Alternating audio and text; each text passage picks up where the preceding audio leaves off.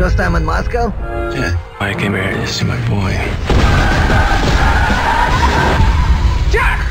Dad? This is what you've been doing? 007 of Plainfield, New Jersey. Mom will be pleased.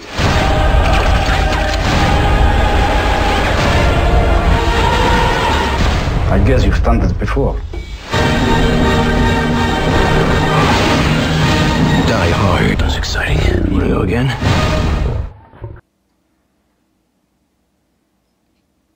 We gotta watch this movie, or we're gonna die hard.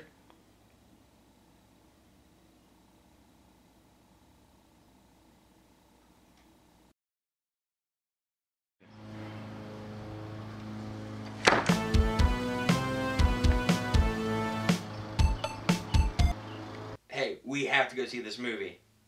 I am on vacation. No, we have to see it. I am on vacation. But it's Die Hard 5! Okay, I'll see you there. Alright.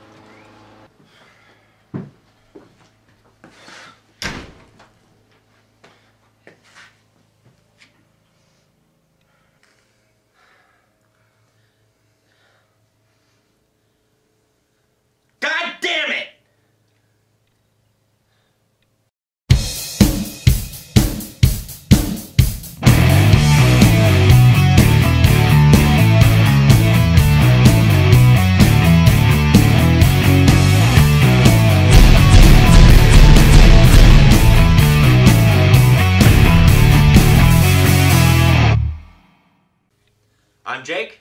I'm Zach. Yippee-ki-yay, Mother Russia. This is Die Hard 5. Basic plot is world-renowned John McClane is in Russia.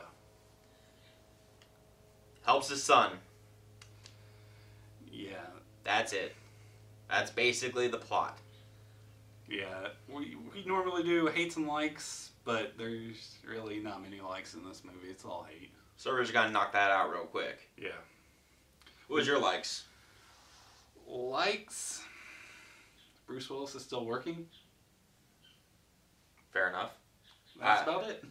Jai Courtney, the Australian actor who plays his son Jack or John or whatever the hell his name is now. John Jr. John Jr. He does a really good American accent. And that's it, because he's not really a good actor. Bruce Willis phones in his performance. Yeah. There was one explosion at a courthouse that was actually done pretty well. Yeah. You actually seen bodies flying and the flames look believable. But other than that, no. Another thing I enjoyed about the movie was there's some throwbacks to the original, which is the only resemblance this has towards any Die Hard film.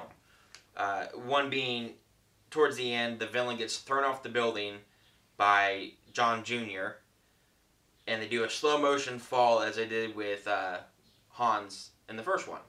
That was kind of a neat little throwback, I thought. Yeah. I also enjoyed whenever they reference the fact that his name has changed. Yeah, because they called him Jack throughout the majority of the movie, and then there at the end, he says, "I am John Jr., and Bruce Willis says, "You are?" And that's a reference to the fact that in the first movie he was John Jr., after that he was called Jack. Yeah. But other than those likes, the movie's awful. Yeah, those likes don't outweigh the bad. And I heard a lot of people complain about Live Free or Die Hard. That is a really good Die Hard movie. It's over the top, but not extremely over the top. I'd put it number 3 out of the 5. Yeah, that seems fair. Because number 1's the best, and number 3, 5, 2, then this one. Everything they did in Die Hard, Live Free or Die Hard, they challenged the fact that he was an everyman. They made him almost superhuman in that one. This one all but flat out says that he's a superhero. He goes through hell and back with a few scratches. Yeah, and his attitude, he's cocky like throughout all, like, oh, I'm John McClane, I'll live through this. And yeah, that's just off-putting because first John McClane, he didn't do that. John McClane isn't cocky. He does what he has to do because he's the only one that can. Yeah. He's an everyman. He's in the wrong place at the wrong time. This movie's just bad. It's not even close to a Die Hard movie. And that's saying something because Die Hard 3 literally wasn't a Die Hard movie. It was written as just an action movie, a buddy cop movie. That was way more of a Die Hard movie than this is. Yeah, because the normal Die Hard movie is wrong place, wrong time. Die Hard 3 wasn't that way. This one kind of is, but it's still... He puts himself in that situation, though. It feels like the studios made an action movie, had it written out and everything, then they wanted to make more money, so they threw in John McClane. That's exactly what it feels like. It feels... At first, I thought it was an okay action movie, but even that, it's a dumbed-down action movie. As dumbed down as you can get. It's ridiculous how stupid this movie is. Yeah. They even go to Chernobyl, and yeah. And they fall into, what, a pond. That's been sitting there for 20-something odd years. Yeah, and once radiation hits the water, yeah, you can't get in that water anymore. They get in it, and they are okay. Yeah, it's god-awful. Another complaint a lot of people did about Live Free or Die Hard was the cursing, which is why people said that wasn't a Die Hard movie. My problem with that is that this movie proves, even with cursing in it, because that seems important, it's not a Die Hard movie. Just because he doesn't say fuck every other word doesn't mean he's any less John McClane. He says it a lot in this movie. He's still barely John McClane. He is a paper-thin version. Yeah. I watched this movie this morning and was so disappointed about it. I don't remember if he even says Yippee-ki-yay in it. He does. In the worst way ever. And that's saying something because you go back to the first one, he says it. It's a throwaway phrase. The second one, he says it as he blows up the plane. The third one, he says it after he kills Simon. The fourth one actually was the best way they delivered it. And people complain because they bleeped it out, which, yeah, that was kind of stupid. But that was a way more... That was just an awesome way to say Yippee-ki-yay, motherfucker. This one, he's in a truck hanging from a plane, says Yippee-ki-yay, motherfucker. And then that's it. There's no, like, real action that happens after that. It's just he says it, and then it continues like nothing happened. And I've noticed in this movie there was a lot of just jumping out windows and hoping you land on something. Just the two main action scenes were just like that. It's just... Let me break down this movie for you. This is what it was. Set piece, explosion. Set piece, explosion. Set piece, climax. That was all this movie was. And that's because it was directed by John Moore, king of style over substance. He did The Omen. He did Max Payne. He's not a good director. If you want a pretty looking movie, yeah, go ahead and put him in charge. Second mistake was putting Skip Woods in charge of writing this piece of shit. He wrote Hitman. That's enough. That's a bad movie. Yeah, so if you guys are thinking about buying it or renting it, just save your money. Just borrow it from the sucker who did buy it. Because don't waste money on it. I wouldn't even waste time on it if I was you. This is a warning for you guys. Don't do it. Yeah. I have every Die Hard movie. I'm not buying this. Yeah. Even to complete a collection. And that bothers me. Because I have to complete my collections of movies. I'm not doing it with this one. This is a piece of shit. It makes me so mad. I don't get mad over movies because they're just movies.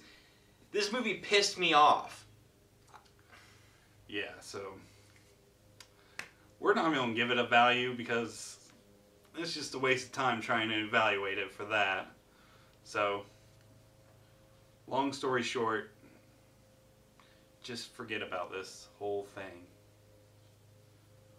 If you liked it, comment below. Let us know. What did you like about it? Yeah, tell us about it. We'll try to see it from your point of view. Because we're not that narrow-minded. No. But it's going to be really hard to convince us. Yeah. It is, but if you hate it too, tell us what part you hated. Let me tell you what else I hated about this. The fact that it became in my family, with my father and me, we'd go see every Die Hard movie. Yeah. I took him for his birthday to go see this movie. I'm ashamed that that was his present. It was ridiculous. So, if you have a family member you don't like, buy him this movie. Give it to him. Make them suffer. I'm not saying he doesn't like his dad. He loves his father. I do. But yeah, if you have a family member you hate, give them this movie because if they're dumb, if you hate them that much, they're probably dumb, and they'll be dumb enough to like this movie. Absolutely, that is 100% true. But for now, I'm Zach. I'm Jake. Like, subscribe to us, tell your friends about us. We got plenty of movies more to come. Yep, they're coming up. All right. And until next time. Thank you. Sorry, Dad.